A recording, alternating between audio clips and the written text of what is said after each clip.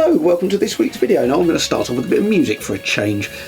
My video this week is about my re-obsession with Eddie Van Halen. I've been doing lots of practicing and I've been doing a bit of recording, playing kind of in the style of, not copying any of his solos, but this was just a one take thing. This was the first take of me just noodling around using some of the stuff I've been practicing in his style. So here we go.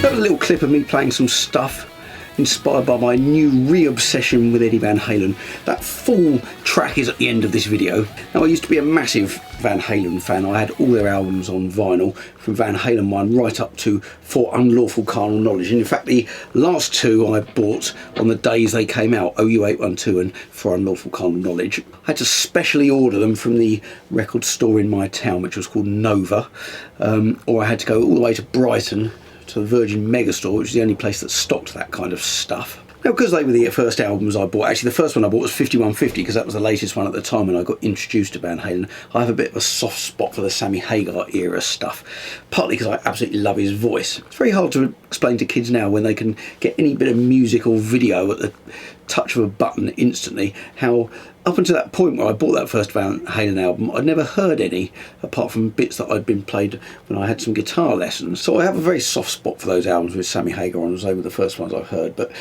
since my new obsession that started a couple of weeks ago, and I'll tell you why in a second, I've been re-listening back to the whole catalogue, and some of that early stuff is fantastic. The guitar tone and the guitar playing, and David Lee Roth's lyrics and his delivery are brilliant, but I do like a good melody and a good rock voice, which is why I think, for me, the Sammy Hagar albums certainly have the edge, not necessarily the guitar playing, but I like them.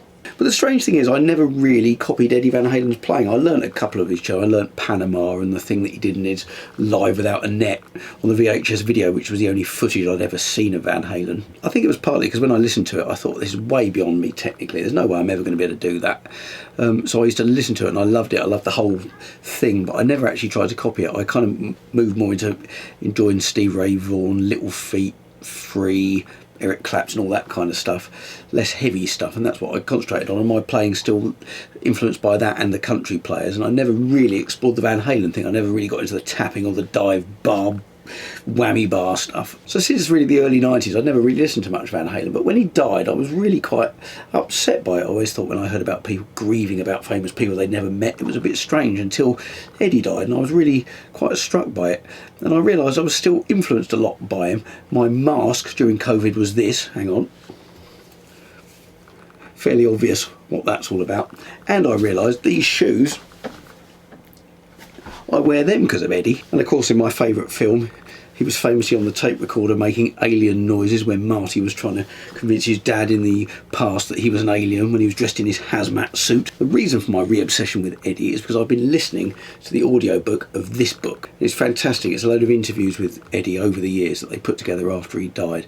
Really inspiring. Loads of stuff I didn't know, actually. Lots of stuff I did know, but loads of stuff I didn't know.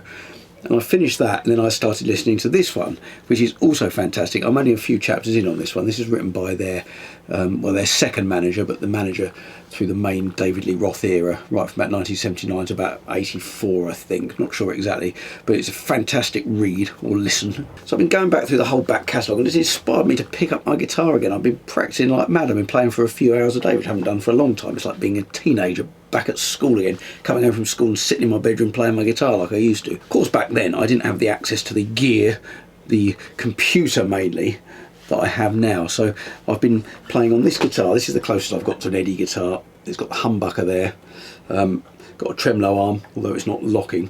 This is the closest I've got, and that track I played at the beginning, you'll hear the rest at the end. I tuned this guitar down to E flat to get that kind of thing. Although my strings are bigger than Eddie's, but I'm getting there. And of course, also what I've got now is at the flick of a switch, the touch of a button, I've got some tabs of all of the songs. Now, they're not always totally accurate, but they I can work a lot of the stuff out straight away by ear, but there's other little bits I think, oh, what's that? So I check the tab, it speeds up the process, and this is why younger people learning now are so much better than when I was younger. It's because they've got access to all these resources that we never had. You'd have to sit there for hours working out the little bits and pieces, whereas now if you're struggling, you go, oh, what does that person think? What does that person think? And you can look at a couple of different tabs, use your ears and get a rough idea pretty quickly and get it under your fingers. Also having the right gear. Now, I have still got a JCM 800 1x12 50 watt combo, which I've had, which is my first proper valve amp, and I've still got it. I've never sold it, and I actually got that out this week and played through it to try and get that Van Halen sound.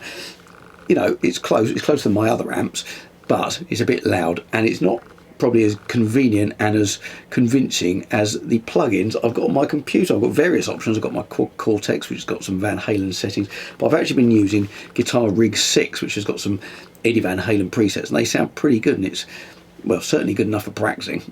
But of course this has then raised the dilemma of not really having the right guitar for the job, and I've always had a bit of a hankering for one of the Frankie Strats, and of course they brought them out now, and they look absolutely fantastic, and I wanted one for ages, but I've been thinking I wouldn't use it. It's too limiting with that one pickup. But then I looked at the Wolfgangs. I thought, oh, they look pretty good. I could use them on lots of different gigs. So of course I took a little trip over to Brighton to GAC, which is my nearest big music shop. They've got quite a few of the Wolfgangs and the Frankie in stock, so I went over to try some. This was yesterday. Now I tried the Frankie and it's great, it looks great. I didn't actually like it though, luckily, because I thought if I prefer that I'm going to be in trouble, because I know it's not going to be as useful. It's got a very wide fingerboard and quite a narrow neck. Didn't really feel as comfortable, but the Wolfgangs, tried a couple of them and they were absolutely fantastic. So the ones I tried were the Wolfgang Specials, the made in Mexico ones. It's kind of there in the middle of the price range. You've got the cheaper standard ones which are made in Indonesia, I believe, which is where Eddie's mum was from. And so the made in Mexico ones, they've got the same hardware, so they've got the same bridge pickup as the more expensive ones. They also now do a made in Japan one, which is an exact replica of the American one, but they're about £2,000. The made in Mexico ones are about 1,000. The standard ones are about 500, and of course you can get the American ones, which are getting on for 4,000, which of course they're the very best ones. And part of the thing which is a bit weird is they've got the small vintage frets on the American and the Japanese ones, whereas the standard they've got the nice big jumbo ones, which I actually prefer. So I tried a Sonic Blue one, which was great, perfect action, perfectly set up. Then I tried one of the Surf Green ones. Now the Sonic Blue one's kind of a gloss finish, the Surf Green one's a kind of matte satin finish. And actually the green one, it was much lighter, it felt more resonant, so I preferred that, although the action needed a bit of a tweak. And I pretty much decided I was going to get it. There was a couple of things, the D tuner just needed a bit of tweaking to make sure it was still in tune when it dropped down to the D. I wanted the action put down. They were going to sort it out in the shop for me. I was just about to go for it, and all of the power in the entire shop went off. So I was unable to buy it, everyone had to leave the store. So was this a sign? Is this a sign I shouldn't be buying this guitar? Should I take this as a definite sign that I should not be getting this guitar? Well, of course not. I rung them up today. Luckily though, it did make me realise that they've got a quilted maple top one as well, which I didn't try. So I rung them today and said, if I come in tomorrow, can you get a quilted maple one into the store for me, because it was in their warehouse, which they've done. So actually, by the time you watch this video coming out on the Friday, I will have gone over there and tried the quilted maple one and the other two again, and I may have already bought one. So watch this space for next week, because I will probably be doing a review of it if I have bought one. For the regular watchers of my channel, you'll know that I've got 2 copyright strikes on my channels. For those of you who don't know, if you get 3 copyright strikes, then your channel gets deleted. And you get those copyright strikes for playing copyrighted material that's not allowed.